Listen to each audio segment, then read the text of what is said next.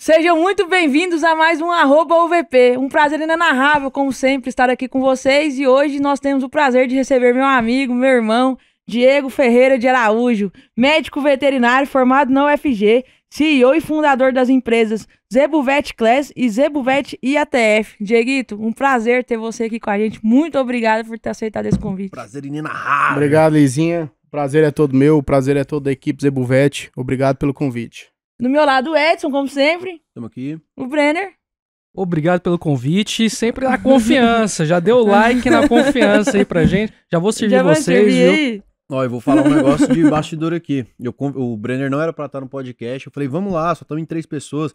E ele vai ter salaminho? Eu falei, vai ter salaminho. Vai ter cerveja? Vai ter. Eu fiquei meio chateado que não trouxeram salaminho pro Brenner. Mas tem queijo Pode brie. confiar que vai ter, né? Vamos ver. Pode confiar que vai ter. Pô, joga essa cachaça aqui, é boa, cara. Tô com ligamento fudido. Ah, bom. Um brinde aí, então. Um brinde a esse brinde. encontro. É só assim pra eu ver o homem, gente. É difícil encontrar a Lizinha, encontrar a turma. É aquilo, né? É. Então vamos lá. Então vamos lá, eu queria começar hoje Começa, com a então, pergunta que eu nunca começo. Pode Vamos- começar. Abertura pro leigo. Ô, rapaz, eu queria saber sobre esse negócio de ATF, TETF. O que é isso na reprodução? E qual que é a diferença pra FIV? Correto. Então vamos por partes, então. E a ATF nada mais é do que a abreviação de inseminação artificial em tempo fixo. O que isso mudou no mercado nacional e também no mercado mundial? Isso propõe para nós estimar o dia e o horário que nós vamos emprenhar ou inseminar aqueles animais pré-determinados da estação de monta. Então, a gente falando assim, de um manejo de fazendas que tem um volume de animais consideráveis, isso otimiza muito tanto o manejo interno quanto retorno financeiro, programação de desmama, programação de venda de animais. Essa é um resumo da IATF. Então, você programa quando que vai ser colocada a FIV, então? Eu programo quanto que eu vou emprenhar a vaca na Aham. IATF. Na TETF, eu programo quanto que eu vou colocar o embrião. Qual que é a diferença da IATF para a TETF? A IATF utiliza aquela matriz que você tem dentro da sua propriedade e coloca dela em um touro que tem um valor agregado, um valor genético superior, e trago esse 50% da genética para dentro da sua propriedade, com custo um pouco menor. A TETF, ela utiliza aquele animal que você tem dentro da propriedade, que tem 0 valor genético para o mercado externo, a gente falando em produção de animal, e eu trago os animais superiores, que às vezes a gente não tinha possibilidade de estar dentro da nossa propriedade. Que seja uma doadora, hoje a gente falando em casa de 1, 2 milhões, um touro que vale 2, 3 milhões. Então eu consigo acessar essa genética, tendo esse animal dentro da minha fazenda como receptora, e transfiro para dentro da propriedade essa genética. Eu consigo difundir essa disseminação animal, essa disseminação da genética, e isso a gente consegue alcançar aí 20, 30 anos de evolução dentro de uma propriedade que começou hoje, o sistema de criação. É uma compra de genética, então, no final das contas. Compra de genética, tanto a IATF quanto a TETF. A TETF utiliza um pouco mais de tecnologia, um pouco mais de animais com valor genético agregado, mas a IATF também proporciona uma evolução muito grande dentro das propriedades, dentro do estado. Ô, Diego, e isso serve para um cara pequeno, serve para um cara médio? Para quem é mais indicado isso? Ou o cara pequeno também pode? Vale a A pena. grande vantagem da gente falar hoje da reprodução, que surgiu aí a partir de 1995, a gente começou a falar das primeiras sincronizações, as primeiras IATFs. Então, hoje proporciona tanto para o pequeno, quanto para o médio, quanto para o grande criador. Então, é uma tecnologia que está acessível a todos. Então, às vezes, é muito mais barato do que um próprio touro que você compra no leilão, leva para dentro da sua propriedade, com risco um pouco maior, com custo maior de manutenção. A gente falando aí hoje como que a gente entende que o custo mensal do animal dentro da propriedade físico, ele é muito alto. A margem de lucro para o proprietário hoje, para o produtor rural, é muito pequena. Então, quando a gente consegue levar isso dentro de um botijão, aquele incremento genético, a gente faz uma evolução com custo menor para cada produtor. E a receptora em nada vai influenciar naquele animal que você levou através da TATF. Na verdade, a receptora influencia. Então, a gente tem que ser criterioso na avaliação da receptora, porque é ela que vai manter essa gestação. Então, precisa ser uma receptora que tenha uma boa sanidade, precisa estar livre das doenças reprodutivas, precisa ter uma boa habilidade materna, tanto para parir, ter condição de parir, uma vaca que conseguiu evoluir os ossos sacrais, ter uma vulva desenvolvida, quanto ser uma boa produtora de leite. Então, esse é um dos pontos que a gente observa e avalia as receptoras com critério, é isso que ela vai proporcionar. Então, a gente falando isso é mais questão de ambiente. Agora, a gente falando em genética, a TETF, o embrião que a gente já traz, ele traz 100% da genética. A receptora vai influenciar no ambiente que ele vai levar ali até os 8 meses, 7, 8 meses, até a desmama. Perfeito. Isso é legal, porque me tira o risco, tira não, né? Mas diminui muito o risco ali. Porque se eu comprar, por exemplo, um boi de 2 milhões para colocar ele na minha fazenda, para ali ele começar a emprenhar, posso literalmente utilizar isso de uma maneira muito mais econômica e ter a mesma genética dele. Aí. Com certeza. Fica muito mais democrático. Esse mesmo touro de 2 milhões que você iria levar para sua fazenda, ao invés de você levar para sua fazenda, a gente pode colocar ele numa central, fazer uma coleta nele e disseminar para minha fazenda, para a sua, para a da Lísia, para o do nosso amigo. Então, assim, nós conseguimos atingir um avanço genético usando o mesmo reprodutor e diminuindo os custos. Isso é bom, porque quando a gente olha pro Brasil como uma única grande fazenda, sei que não é, mas se a gente fosse olhar, isso faz com que mais pessoas em 20, 30 anos vão ter acesso a uma genética de qualidade.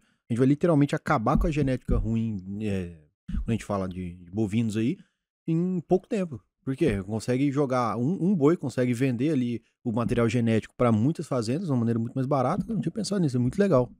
Com certeza. Além dessa redução de custo, a gente tem um aumento de previsibilidade. Essa é um dos fatores de aumento de previsibilidade no campo em relação à pecuária, vem desses métodos ou não? Com certeza. A gente tem tanto na questão de produtividade, dentro da propriedade individual em si, quanto a gente pensando no macro, no país inteiro, na produção de carne. A gente fazendo esse trabalho, hoje a média do Brasil é de 60% uma prenhez de fazendas que não tem acompanhamento técnico, que não utiliza nenhuma dessas tecnologias de ATF, TETF. Não, 60%? 60% de prenhez. Quando a gente passa para essa técnica, independente da qualidade do sêmen, do valor genético dos animais utilizados, a gente já busca um valor de 80%. Nossa, então, só de aderir a essa técnica, a gente aumenta 20% a capacidade de produção dentro da propriedade. E a gente pensando nisso em volume de carne, pensando em famílias que serão alimentadas por esses animais, a gente praticamente, o incremento é exponencial desse alimento no mercado. E são até 3 tentativas. O que a gente preza é que cada animal tenha no máximo 3 tentativas, 3 oportunidades de emprenhar dentro da propriedade. A gente tem que ser bem criterioso nisso, porque a gente precisa ter uma resposta dos animais. É claro que dentro da fazenda, a gente precisa estar com tudo organizado, questão sanitária, nutricional, manejo, tudo regularizado, para dar condições para esses animais emprenhar. Quando a gente está com essas condições adequadas, aí a gente começa a fazer uma pressão de seleção nesses animais. Então, são 3 inseminações, fazendas que a gente consegue atingir acima de 85%, a gente já entra em outros critérios de descarte voluntário, que seria bezerro desmamado mais leves da safra, qualidade racial. Respondendo a sua pergunta, seria no máximo 3 oportunidades para cada animal. Perfeito.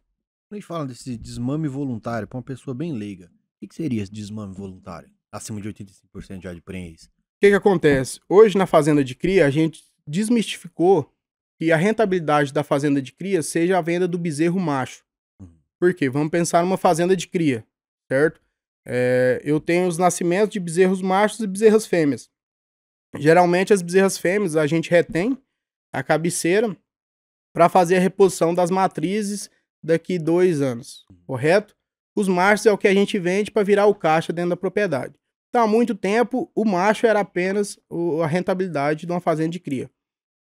Tem um tempo que a gente estudou isso e as vacas vazias ou as vacas descarte, ela consegue auxiliar nesse fluxo de caixa para a gente não ter um capital dentro da fazenda ou um faturamento apenas uma vez por ano.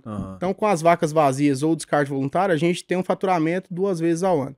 Então, a partir do momento que a gente atinge 85%, a gente pensando que as nossas bezerras fêmeas estão vindo para fazer a reposição, que seja 20%, 30% das fêmeas, a gente precisa ter pelo menos 20% das matrizes sendo descartadas todo ano. Então, geralmente, nas fazendas, a gente descartava só as vazias. Mas quando você entra num patamar que a sua reprodução está bem alinhada, tanto com a nutrição, manejo de nutrição, você alcança os índices muito altos. Então, você precisa ter um descarte maior das matrizes que já estão num peso de estabilidade. Então, a gente descarta, aí, dependendo da propriedade, 20% a 25% das matrizes, às vezes até 10% das matrizes que emprenhar dentro da estação, mas aí a gente identifica esses animais, marca esses animais, para na próxima estação de monta ela não entrar. Que seriam as vacas que desmamam bezerros mais leves, as vacas que são mais bravas, que são mais reativas dentro do curral, que isso também reduz a taxa de prenhez e aumenta o custo. E as que também não emprenham, né? E as que também não emprenham. Então elas somam esses animais que desmamam bezerros mais leves, esses animais que são mais reativos, a gente soma eles com as vacas vazias e elas entram como um faturamento adicional dentro da propriedade. E aí os 85 sobe, cada ano sobe mais aí. A tendência é cada ano a gente evoluir, tanto com a genética quanto com a adequação da propriedade. Cara, muito bom isso aí. Otimiza a estrutura de custo, você aumenta, você melhora o fluxo de caixa, né, de fato. E, cara, como é que, assim, não sei se faz sentido também, isso é a minha pergunta, mas a gente tá num cenário, você avalia que a gente tá num cenário que o produtor, ele tá, produtor de carne, né, ele tá mais endividado, e aí isso vem para ajudar ele. A maioria dos produtores, eles conseguem ter essa situação saudável, e isso vem otimizar na fazenda. Como é que você tá vendo isso? Porque, assim, o crédito tá ficando meio escasso e meio caro, né? Isso vem ajudar?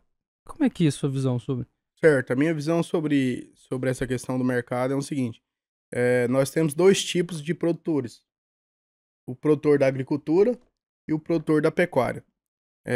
A gente tinha como produtor da agricultura aquela turma que era impulsionada pelos financiamentos, era impulsionada pelo banco, girava o dinheiro que não era deles. A pecuária já era totalmente diferente. E muito tempo a gente separou esses 2 mercados, eles não se uniam, então um não trabalhava com o outro, um não conversava com o outro. Que é uma grande, na minha opinião, desculpa a palavra, uma grande bobeira, porque na verdade os 2 sistemas são sincronizados. Quando a gente entra para integração lavoura e pecuária, benefícios para as 2 partes. Agora, respondendo a sua pergunta, da parte de financiamento, do impulsionamento de mercado. O pessoal da agricultura, geralmente, é o pessoal que é impulsionado pelos financiamentos, mas a gente entende e vê dentro das propriedades que há um tempo atrás, vamos colocar aí 2018 para cá, a turma da pecuária teve um alavancamento pelos bancos, pelos financiamentos, com subsídios e tudo mais, com as taxas de juros baixas. Então os pecuaristas foi para esse mercado também. Só que tem um fator importante. O pecuarista que vai para esse mercado, ele precisa entender no macro. Não só dentro da propriedade dele, mas sim de mercado externo, de dólar, de valor de soja, de negociação, de como que o nosso governo está com o governo da China, dos Estados Unidos, são a China, os nossos grandes consumidores. Então ele precisa sincronizar com isso. E às vezes ele é muito fechado. O que acontece? Quando você não entende o ciclo do mercado e entra às vezes na hora errada, impulsionado por um banco ou por um subsídio, se você não faz um trabalho muito bem feito, na hora que você vai começar a pagar esse financiamento ou esse impulsionamento do mercado, os juros são muito altos. Então, o lucro da pecuária, ele é baixo. A margem de lucro da pecuária é muito baixa. Então, a gente está falando aí de fazendas que são referências hoje no mercado brasileiro de 2% a 3%. A gente pensando em soja é o dobro, o triplo disso. a margem de lucro. Então, os caras conseguem assumir um risco maior do que na pecuária. Se o pecuarista não entrar com esse pensamento, entender de ciclo, a hora que ele começar a pagar isso, realmente ele pode sentir as pernas. Ô Diego, e uma coisa que eu vejo também, né, entrando nessa parte aqui, eu sou mais também do mercado financeiro. Fui criado lá em Canarana, melhor cidade aí pra se morar também, no Mato Grosso. Muito melhor que Água Boa, que Chavantina e tudo mais ali. Um abraço pro Garapu 2, todo rolê. Enfim, ou lugar bom de morar em Canarana. Toda vez faz E aí, ó. Não dá conta, moço. Mas assim, eu sou mais do mercado financeiro nos últimos anos, trabalho no mercado financeiro. E eu vejo que o mercado financeiro ele resolve uma coisa muito grande, principalmente para pecuária, na agricultura também, dolarização também. Mas o mercado financeiro, quando eu digo mercado financeiro, quando a gente ouve esse termo, pensa Faria Limer, pensa lá em São Paulo, todo mundo engravatadinho, bonitinho, né? Eu penso é o VP. Aí, Chama, moçada! então, aí é bom. Essa ideia de mercado financeiro lá não faz sentido porque ele não comunica com o agro. Ele não resolve nenhum problema pro agro. Ele não resolve. E aí, o que pra mim é uma coisa que agora que o pessoal da pecuária tá descobrindo? É o hedge. Que é aquela proteção do preço da arroba. Ou seja, eu comprei a arroba, hoje a arroba tá 300. Se eu vender hoje tá ok. O cara pode pagar um prêmio ali, que é um seguro de preço. Se a arroba cair, ele tá segurado.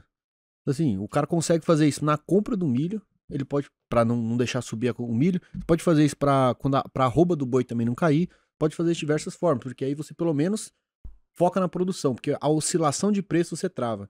Que é o que você falou, o cara, ele tá ali, ele pegou o empréstimo, ele se financiou, mesmo com a taxa às vezes mais baixa com o mercado, mas ainda é alta, porque a Selic tá lá em 14, né? 14,75, né, Breno? E aí o que acontece? Na hora de vender, acontece uma coisa geopolítica aí, para ter um relacionamento China-Estados Unidos, ou uma taxação, faz com que a China talvez compre ou não compre, e a arroba vai lá embaixo ou vai lá em cima, e aí o cara, na hora de comprar ou de vender, ele fica nessa oscilação. Sambando.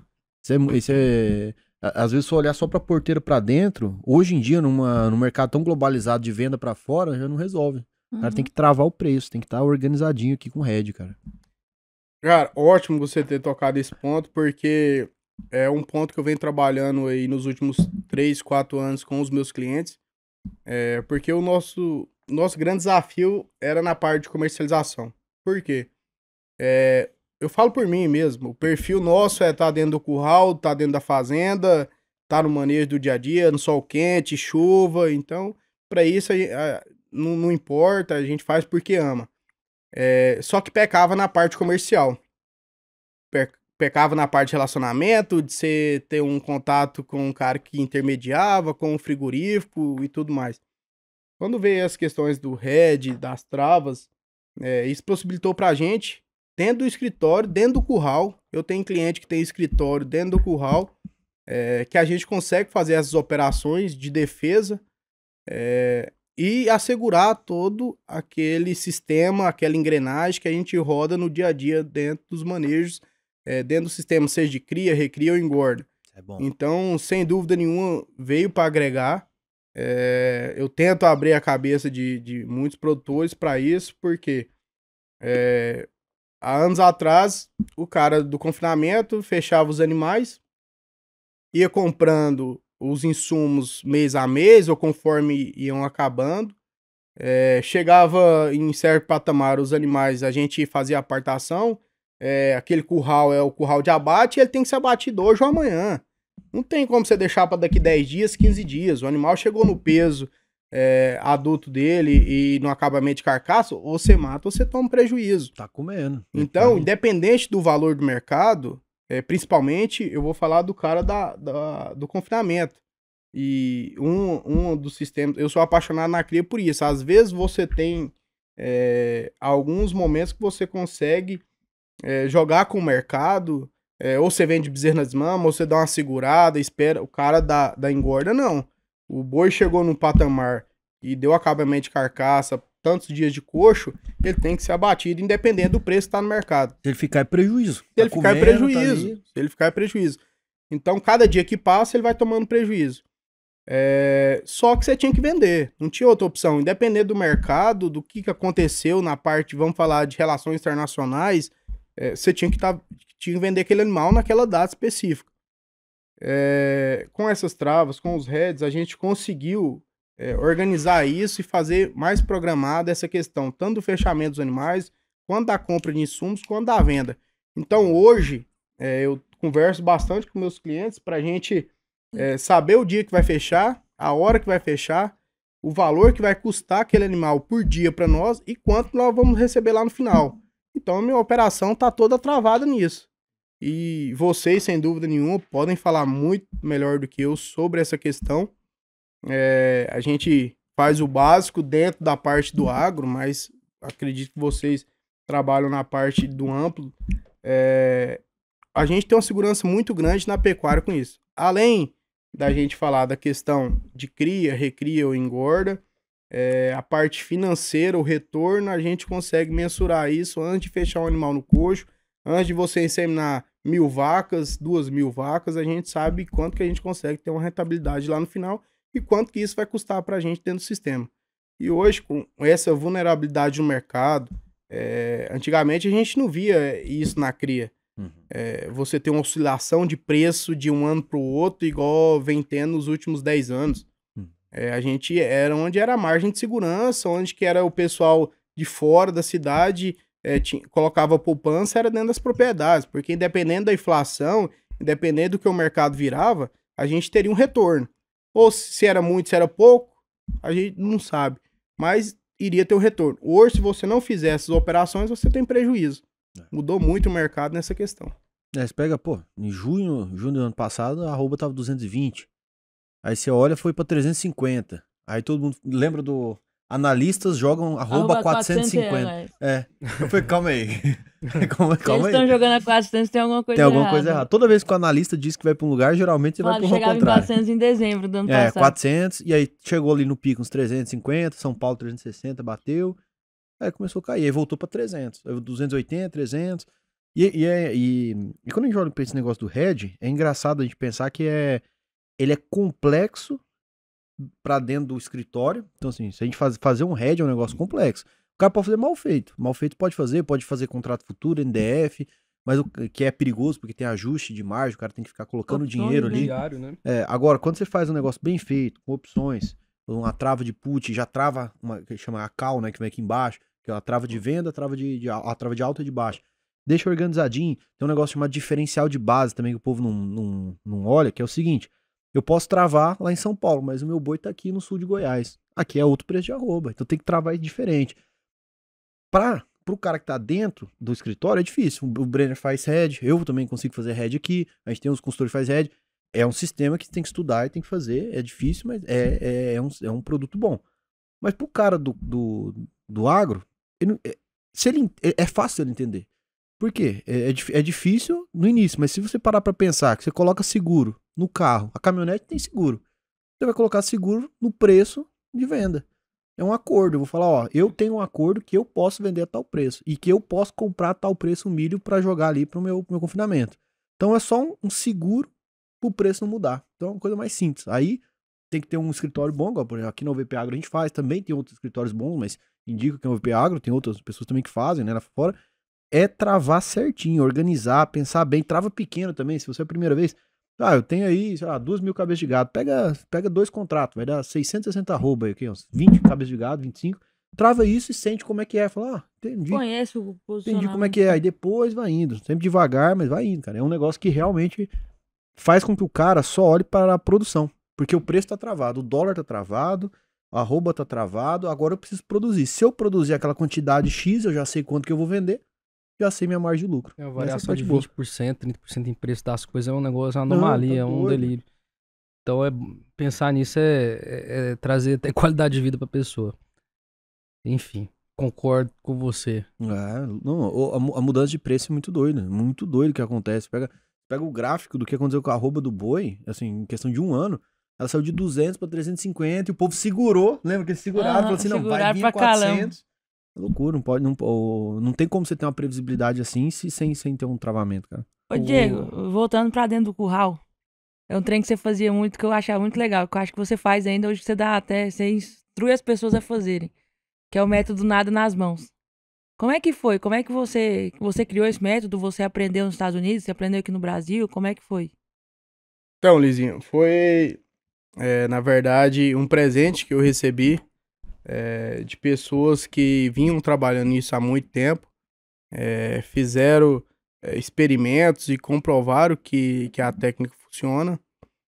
Dando um aparato um pouco da minha caminhada aí na parte da técnica da veterinária, eu fiz o FG, aqui eu entrei para mexer com equinos, acredito como você também, eu sempre fui apaixonado em cavalos, desde que eu me entendo por gente, entrei na escola, respondi as perguntas da professora, o que você pensa em ser quando crescer, eu não tinha dúvida que seria veterinário, então não teria outra profissão. Se hoje eu fosse fazer, eu faria veterinário de novo. Então, comecei na parte da veterinária para mexer com equinos. Trabalhei 2 anos durante a faculdade. Não gostei do mercado, não gostei do jeito que era abordado, os cuidados com os animais. É claro que tem gente muito boa e tudo mais, mas eu entrei numa época que em Goiânia, principalmente, a gente... era uma questão de status, você ter um cavalo, colocar no trailer e levar para passear. E na hora de cuidar desse animal, a gente falando principalmente em síndrome de cólica aguda, esse proprietário muitas vezes não tinha nem dinheiro para atender esse animal, para custear os medicamentos, o veterinário. Então, trabalhei 2 anos, não gostei do mercado, foi onde eu entrei para parte dos bovinos. Então eu tive um orientador que eu considero meu pai dentro da UFG e até hoje a gente mantém contato, é uma pessoa que eu tenho muita gratidão, me levou para o caminho do bovino. Dentro desse caminho eu desenvolvi algumas técnicas, principalmente que me agregou muito foi na parte da iniciação científica. Eu entrei falando que não queria cirurgia, não queria mexer com sentar em cadeira e estudar, eu queria estar em campo. E quando eu recebi a proposta para entrar nesse grupo, uma das condições foi iniciação científica e participar de cirurgias. Eu queria trabalhar na produção, reprodução animal. E acabei que entrei e tive que acessar esses outros campos. Uhum. Não me arrependo hora nenhuma, agregou muito para mim, onde eu descobri uma paixão na parte de cirurgia, na parte de você comunicar, lidar com o produtor dentro da propriedade. Desde o pequeno ao médio ao grande, isso abriu muitas portas para nós e para mim especificamente por isso. Então, eu vim trabalhando nesse grupo durante a minha carreira acadêmica. A gente conseguiu desenvolver projetos científicos, ia aos finais de semana de folga da faculdade, ia para a propriedade fazer cirurgia, atender clientes e seminar uma vaca. E eu sempre tive um sonho de ir para os Estados Unidos. Uhum.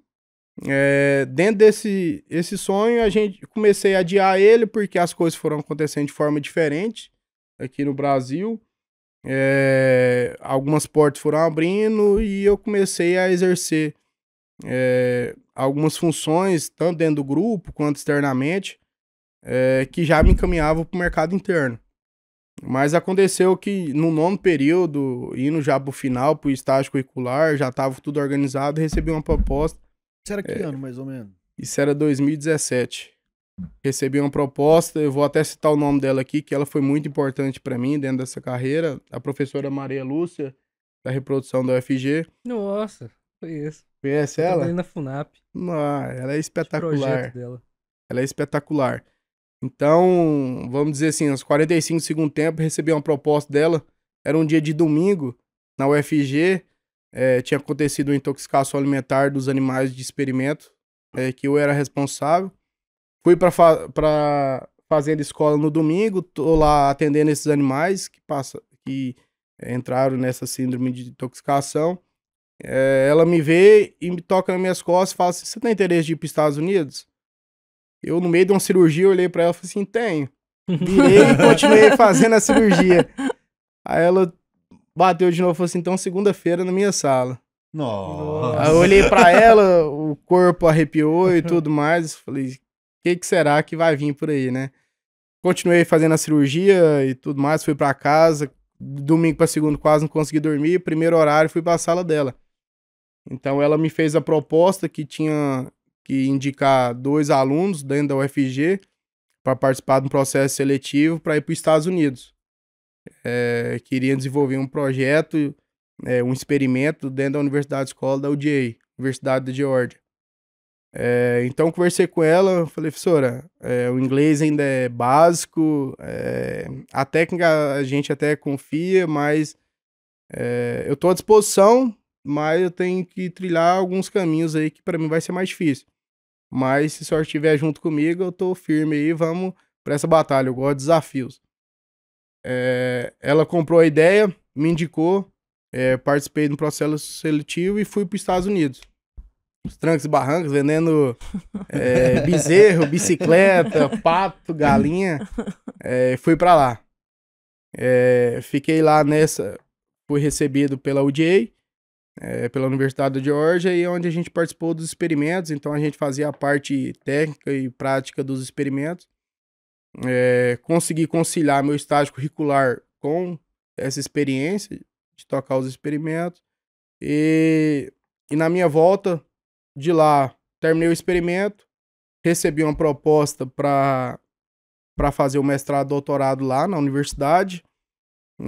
Não me adaptei bem aos Estados Unidos, então eu sou mais família. Como é que foi? Como é que foi que você chegou lá, assim?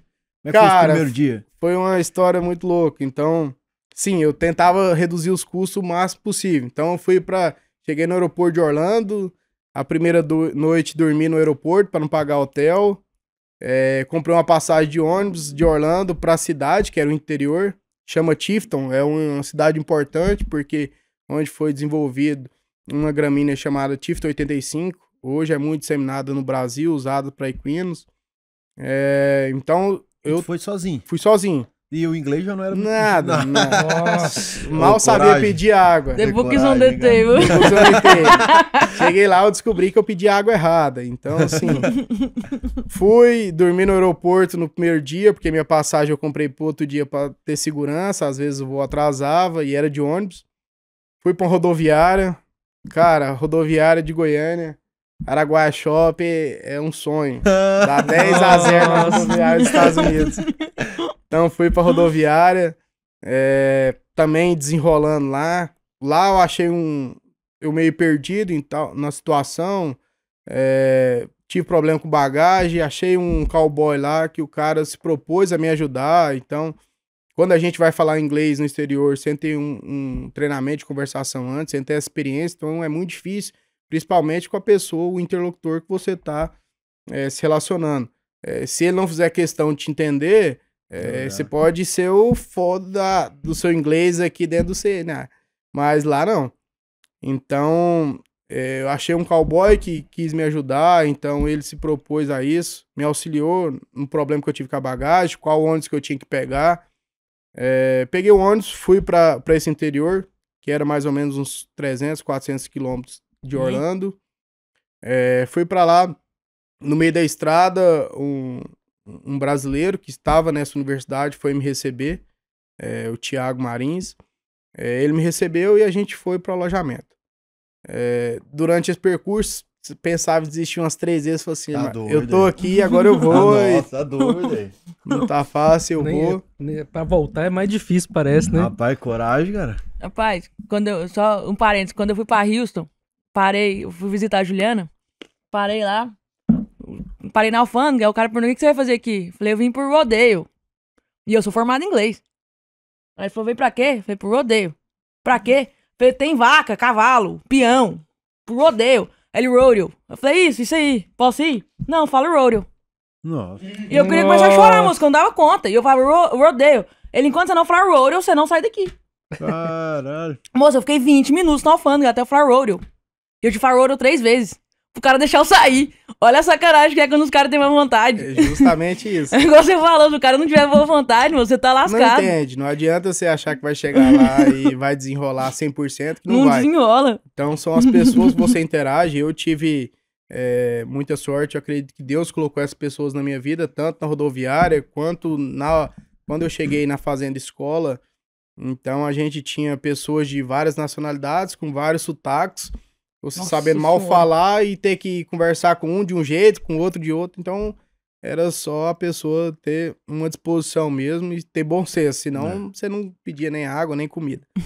E uma dúvida, lá você mexeu mais com zebuíno ou chegou a mexer mais com taurino? Lá eu mexi mais com vaca holandesa. O experimento já estava rodando. Então, teve uma parte do Inter e teve uma parte do verão que foi essa parte que eu fui tocar. Então, eu peguei um experimento já no meio, com vacas holandesas.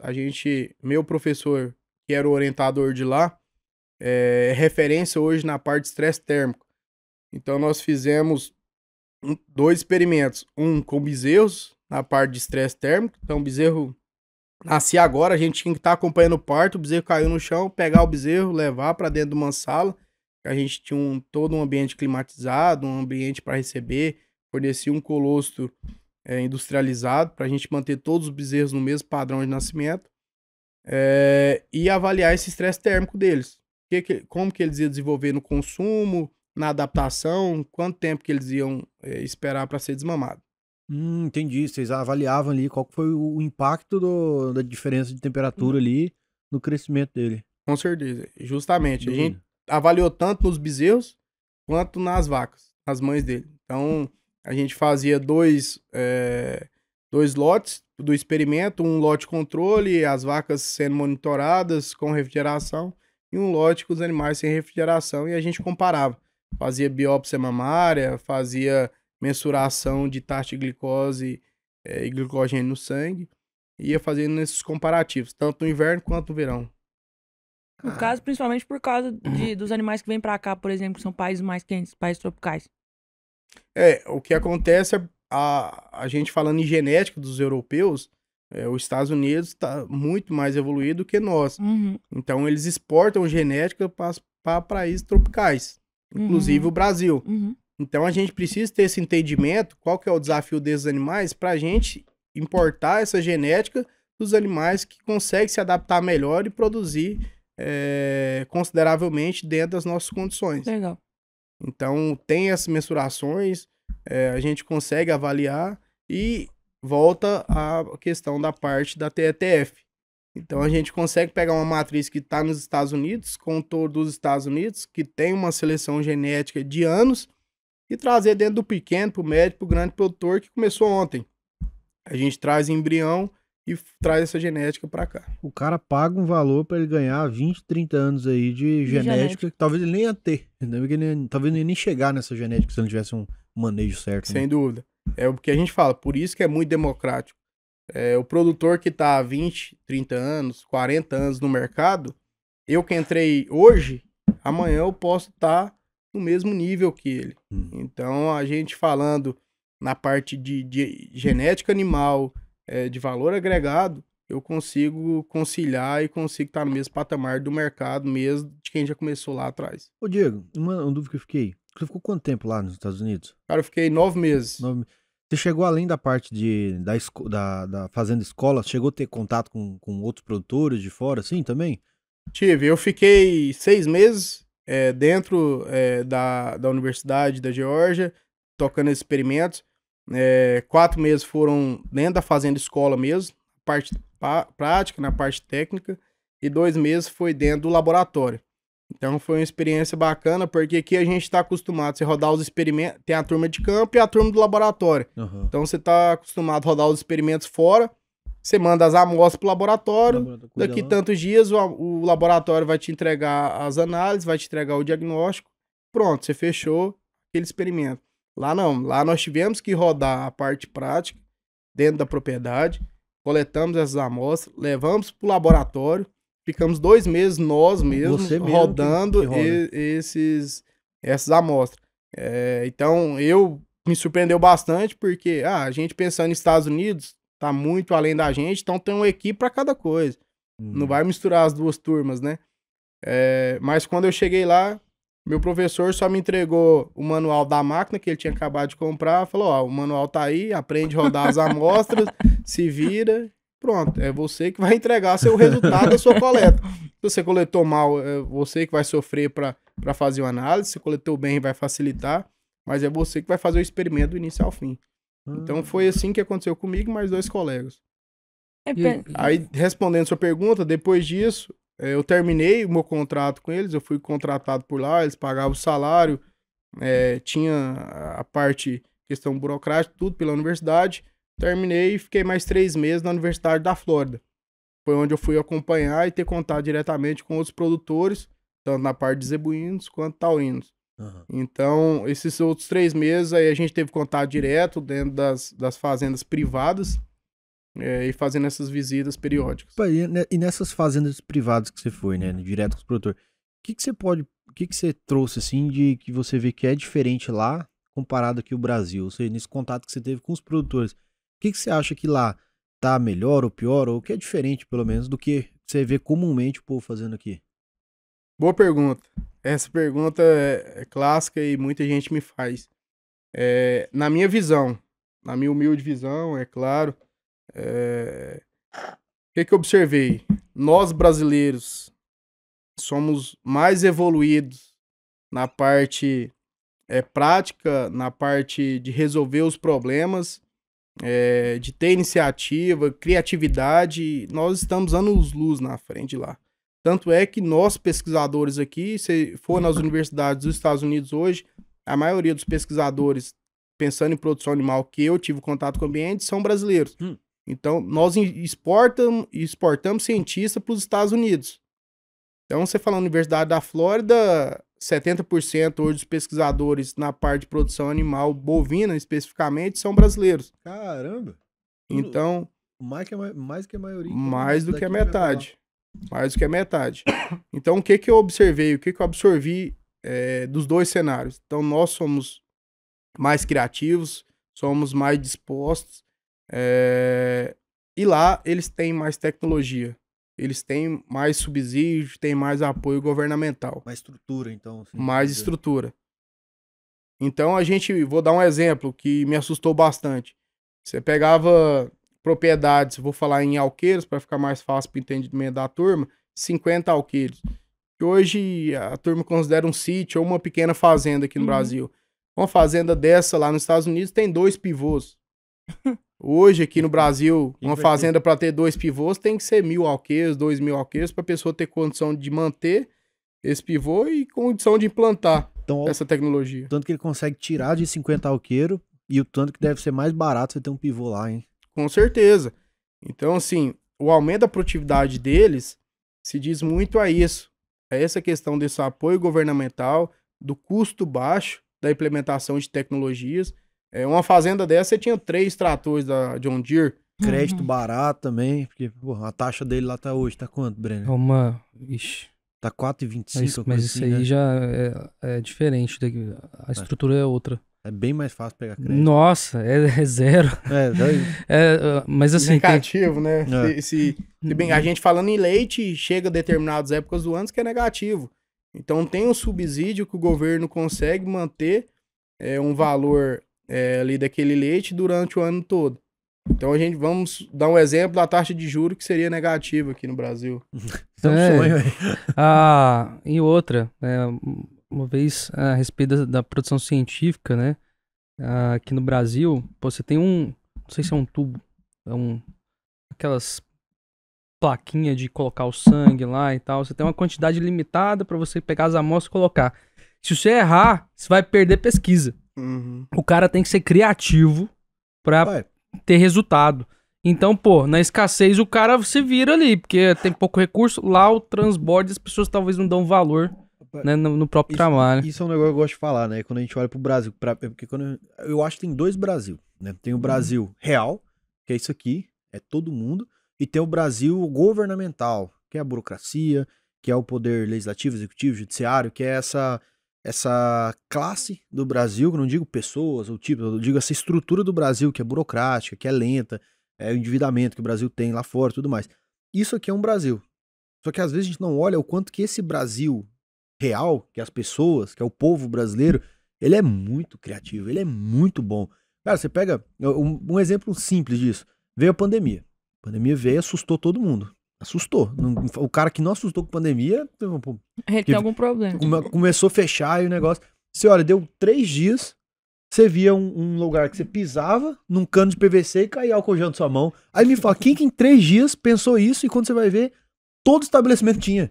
Sabe? É um nível de... a palavra adaptação do ambiente, né? É, uma sagacidade, aquela capacidade assim, não, vamos se organizar. Eu penso que se tivesse um grupo de 100 brasileiros, 100 pessoas norte-americanas, de qualquer outro país, e tivesse com um desafio, e não tivesse tecnologia embutida, não tivesse esse Brasil aqui em cima atrapalhando... Celso Portiolli ali, ó, apresentando o programa. Celso Portiolli apresentando o programa. O líder seria o Celso Portiolli ali, ó, comandando ali, ó. Rapaz, o brasileiro é esperto, ele é tanto pra fazer coisa ruim. Ele é sagaz, tanto pra alguma coisa ruim, quanto também uma coisa boa. O brasileiro é bom nisso aí, cara. Tem que valorizar isso aí. Ô, Diegão, e voltando lá pro manejo de nada nas mãos, né? Aí, continuando a história, você traz isso, ou começa isso nos Estados Unidos? E o que é isso também, né? De aproveitando. O que aconteceu?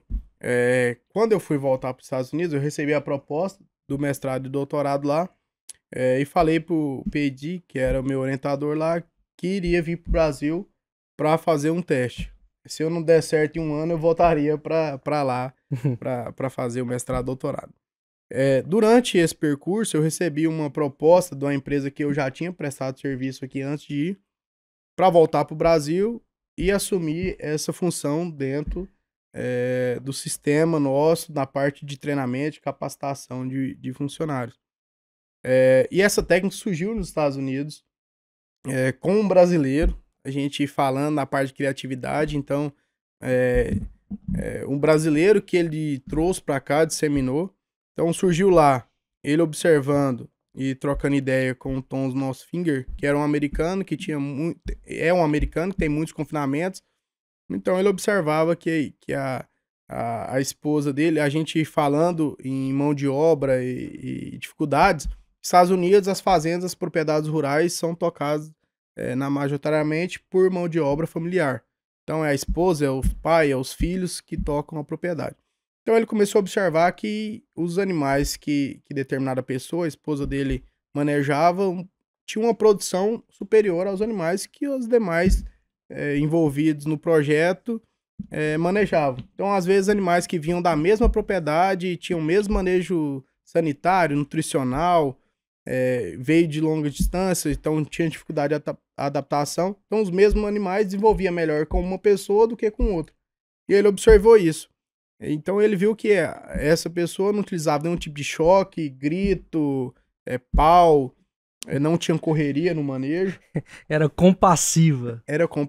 Caramba. Então o que ela fazia? Ela era um pouco mais limitada que os demais, então ela aprendeu a entender o comportamento animal para facilitar o manejo dela. É igual pessoa. Justamente, só que tem uma diferença. Quando você proporciona o bem para a pessoa, pro animal, ele vai te retribuir com o bem. A pessoa não. Via de regra não vai ser assim, não. Para as pessoas, às vezes, não. É verdade. Então, a facilidade, e foi uma das perguntas da Lísia, foi essa. Qual que é a facilidade maior? Se lidar com 1000 animais ou com uma sala de alunos? Então, eu falo que é com 1000 animais. Porque eles agem por instinto, eles agem da forma que eles são tratados. Então, quando você consegue entender o comportamento deles e fazer isso, trazer isso a seu favor, proporcionar um ambiente agradável, tanto para eles quanto para você, isso gera as coisas ficam muito mais fáceis. Então, ele começou a observar isso, identificar algumas técnicas que ela fazia, às vezes intrusivamente, sem aquela intenção, mas que ela via que facilitava o serviço. Então, começou a observar, colocou isso numa técnica, o Paulo Loureiro trouxe para o Brasil, junto com a Adriane Zart, que foram os primeiros precursores dessa técnica no Brasil. E quando eu estava voltando aos Estados Unidos, eu tive contato com os dois, onde eu pedi orientação, fui participar de treinamento com eles, e para a gente começar a atender o mercado interno. Então foi aí que surgiu meu primeiro contato, e quando eu vi a técnica, tanto em vídeos quanto pessoalmente, eu falei, esse é o caminho. Então, quando a gente fala em pecuária, os desafios que tem, margem de lucro baixa, a gente precisa otimizar o que tem dentro da porteira para dentro. Então, o que custa o manejo? Nada. Manejo não custa nada. Não tem um acréscimo de dinheiro E nisso. como que é chegar com isso numa fazenda onde você já tem um capataz que lida de uma forma, os funcionários que lidam de uma forma que, via de regra, é choque, ferrão e grito dentro do curral. Aí você chega e fala assim, não vai ter choque, não vai ter ferrão e não vai ter grito mais. O cara já quer te chafundar da fazenda, te mandar embora e falar que você é louco. É importante, e essa pergunta é interessante, Lizinha, porque acontece da seguinte forma.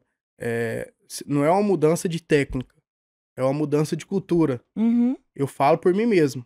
Eu tinha uma cultura, comecei a trabalhar desde cedo dentro da fazenda com meus familiares, com meu pai. Então eu tinha cultura, quem era o melhor peão era o que gritava mais, era o que atiçava mais o boi, que tinha mais coragem de entrar dentro do curral com 3, 4 vacas braba, cara que pegava um pedaço de pau e ia enfrentar o animal. Dentro da minha cultura, o melhor peão era esse. Então eu cresci dessa forma, com uma ignorância dentro do curral. Então eu entendia que os capatazes, os peões da fazenda, gerentes que eu ia fazer a instrução, eles tinham a mesma cultura que eu. Então para mim facilitou um pouco, porque eu vim da mesma... Você sabia o que eles pensavam. Eu sabia também, o que eles pensavam e sabia a dificuldade deles. Os caras trabalhou a vida inteira sabendo que aquilo era certo.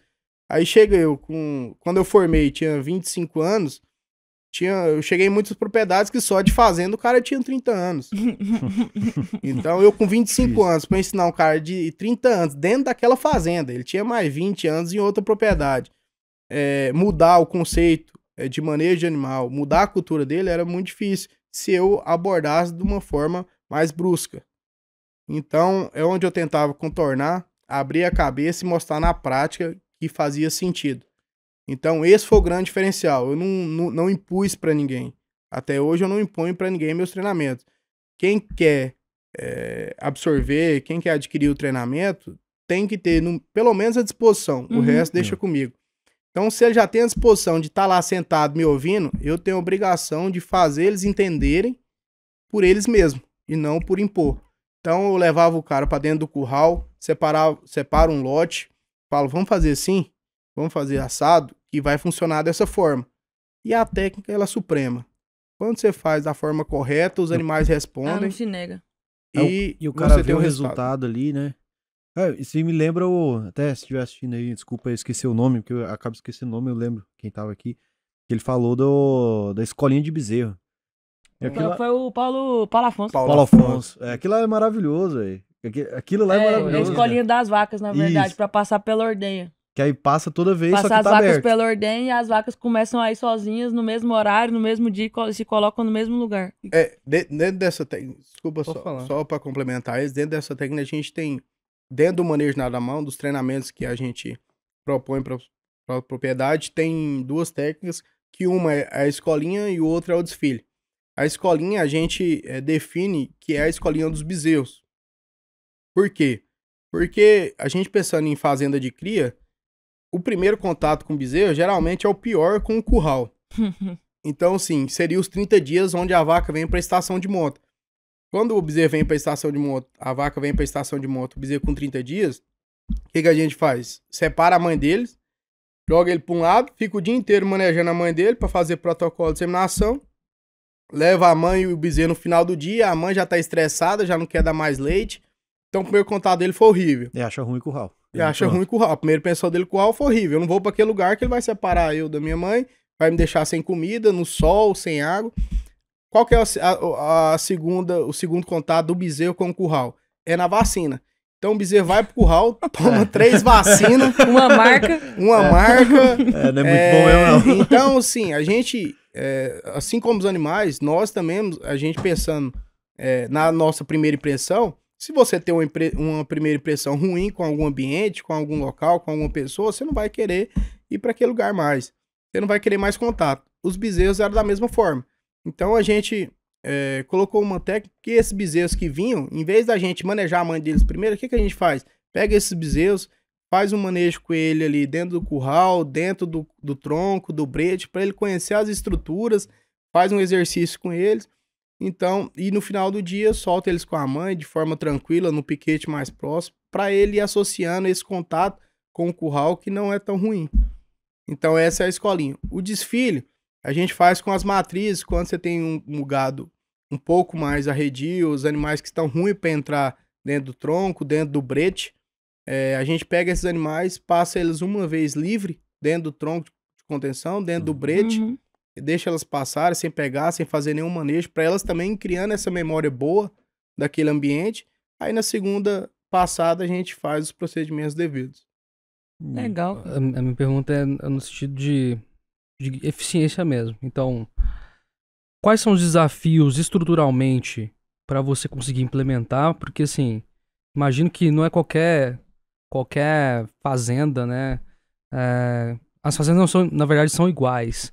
Talvez, na minha cabeça, esse manejo ele tenha as suas particularidades. Então, o custo disso, né? Em relação ao ganho de produtividade. Qual que é o ganho de produtividade em termos numéricos, assim, no geral? Certo. Bom o ponto que você tocou, realmente não tem isso. Não existe uma receita de bolo. Por isso que faz a necessidade do treinamento presencial de cada propriedade. Então, cada propriedade tem uma turma de manejo diferente, cada propriedade tem um curral diferente, uma estrutura de cerca diferente. Então, isso permite que você consiga fazer algumas adaptações dentro do manejo. Então, a gente precisa estar lá, precisa estar acompanhando a turma, precisa estar dentro do curral, sujando a botina de bosta para entender as dificuldades. Então, esse foi um dos pontos que eu entrei e me fez isso, foi estar dentro do curral junto com a turma, entender as dificuldades e a gente conseguir resolver juntos. Tem as particularidades, questão de produtividade. Hoje vamos falar de números, experimentos. Então, a gente falando em ATF, na inseminação. Hoje, animais, foi realizado um experimento no Mato Grosso, perto de Canarana. Cara, ele dá o gancho. O nome é até parecido, Canabrava do Norte. Canabrava do Norte. Canabrava do Norte. Então, foi realizado o experimento lá, com aproximadamente 2.900 matrizes, Meu Deus. em estação de monta, onde foi mensurado. Foi realizado uma etapa com o manejo tradicional e a outra etapa, como que foi realizado o experimento? Foi realizado um manejo tranquilo, manejo nada nas mãos, e avaliado a reação dos animais com a velocidade que ela saía do brete. Então, como que correlacionou? O animal entrava no brete, coletava o sangue desse animal. Essa coleta a gente levava para o laboratório, fazia análise do cortisol. Cortisol é o hormônio do estresse. Então, correlacionava com isso. E com a velocidade de saída do brete. Então, os animais que saíram andando, a taxa de cortisol era menor na corrente sanguínea. Os animais que saíram marchando, a taxa era média. Os animais que saíram correndo, animais mais estressados, mais reativos, a taxa de cortisol alta. Quando a gente levou isso para fazer essa tabulação, os animais que saíram andando, consequentemente a taxa de cortisol mais baixa, apresentaram índices superiores a 25%, 30% a mais dos animais que saíram correndo. Então, a gente falando em número, nós estamos falando aí em torno de 25% de incremento numa IATF, num trabalho reprodutivo, só por questão de manejo. E às vezes a gente vai no mercado, você busca um protocolo 3, 4, 5 reais mais caro para incrementar 5, 10%.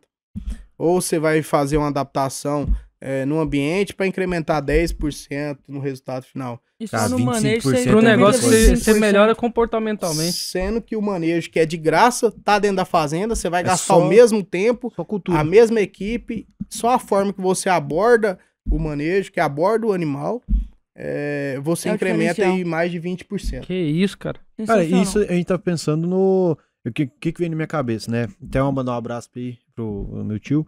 Ele tem uma fazenda pequenininha lá, gado de leite. O gado de leite ele traz na mão, chama pelo nome lá, e aí ela sai ali, vem pra pegar o bezerro. Quando a gente pensa no leite, na produção de leite, por exemplo, isso aí deve ser até maior. Porque uma vaca estressada para produção de leite, uma vaca... É claro que o leite ele entra todo dia, sai todo dia no curral, é diferente, né? Eu tô pensando assim, na questão da mão livre, né? Em vez de estar batendo com um pedaço de pau, tá gritando. A produção de leite tá muito ligada ao estresse do animal. Se o cortisol dele tá alto, ele vai produzir menos leite, porque é natural. É do ser humano, no ser humano assim, do animal como um todo. O estresse faz ele voltar pro ataque, voltar pro pra base. Agora, se ele tá mais tranquilo, se ele tá numa situação mais calma, ele vai produzir mais leite, vai ganhar mais peso, vai ficar melhor. Sem dúvida. No leite, a vantagem do leite é isso, que o experimento é muito rápido no leite. Por quê? A produtividade é relativamente proporcional ao manejo que você faz diariamente ou no dia anterior.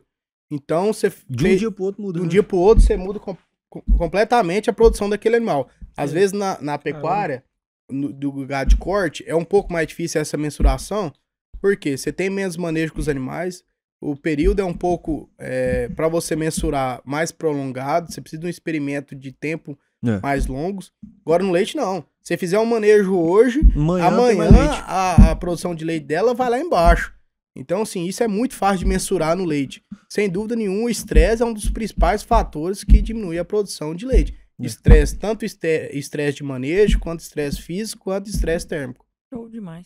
Eu tenho meu gado. Quero dar uma olhada nesse manejo aí. O que eu preciso? Falar com o Nada, Diego? só contratar a gente. Aí. Aê! Ô, Diego, e onde que o povo te acha? Em rede social e tudo? Quiser falar pra câmera aqui? Pode procurar lá, @Zebuvete. Aí você coloca- coloca, É só colocar aqui também, ó. Dá aqui, um zoom ó. no Eu bonézão. tô vendo tem 3 bonés e 3 cabeças aqui, ó. Esse aqui já vou dar pra vocês, o boné. Aí. Calma, É vou até uma tirar meu lembrança chapéu. da equipe Zebuvete pra vocês. Valeu, Dieguito. Então Olha, teve procura até- a gente lá, @Zebuvete. O meu é no último, porque eu sou cabeçudo. É o cabelo. Pô, como é que Arroba é o... Zebuvete. Você coloca aqui o Zebuvete. Então é isso, pô. Cara, hoje foi uma aula aí. Mais uma aula. Mais uma aula. Então vocês que estiveram aí, extraordinária. ó, já dedicou 1 hora do dia pra tá aqui ouvindo aqui, pô, com certeza. E eu vou você falar pra aprendeu vocês, mais. o homem anda. O homem é veterinário das estrelas. Vocês sabem quem que é veterinário do Henrique Juliano? É? O homem. Ah, tô te falando, vive lá na Terra Prometida. E vem aqui, dá essa moral pra nós. Que é isso, Dieguito? É um prazer inenarrável isso aqui. É Não, só ó, mandar a mensagem com lá, você. então, no Instagram. Só mandar, entrar em contato lá, que a nossa equipe vai dar um retorno o mais rápido possível. Fechou. Ó, muito obrigado por ter vindo, obrigado pelo papo aí. E ó, não é só das estrelas, não. É de cidade boa também, porque ele conhece o camarada ainda, né? Ó, um abraço. Obrigado aí pelo podcast. Eu viu? que Obrigado. agradeço. Tem que voltar pra falar mais sobre Eu esse que assunto agradeço. aí, viu? Porque Vamos voltar dá sim. pano pra manga mais que um não tempinho pra acaba nós. mais. Parecendo o cara do Pokémon. O Dexter, sei lá o nome do moleque lá do... Valeu. Parecendo mesmo.